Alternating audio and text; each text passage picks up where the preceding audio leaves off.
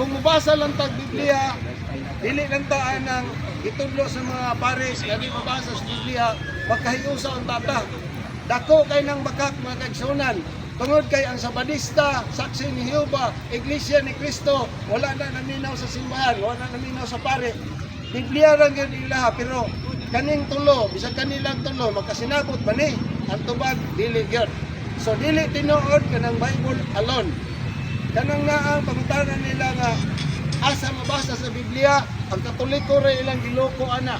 Nga naman, kay sila dunay mga kaigsunan nga protestante nga dunay mabasa sa Biblia, di man nila tuan.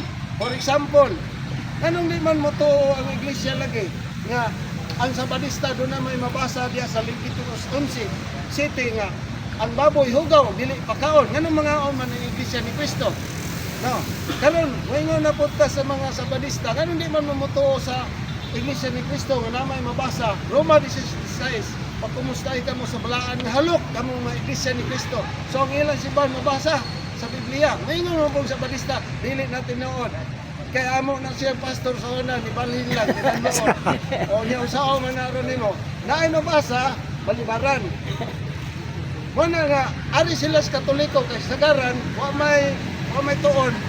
Nya igor na sila mo yango unay ilang kalingawan. No? So mo na ang realidad mga kaigsunan. Daghan ba unta ta kay isgutan pero ato po ipa hatag sa uban ang panahon. Dili lang ko to. Sir, Salamat. unay mangutana sir, open ba ka sir?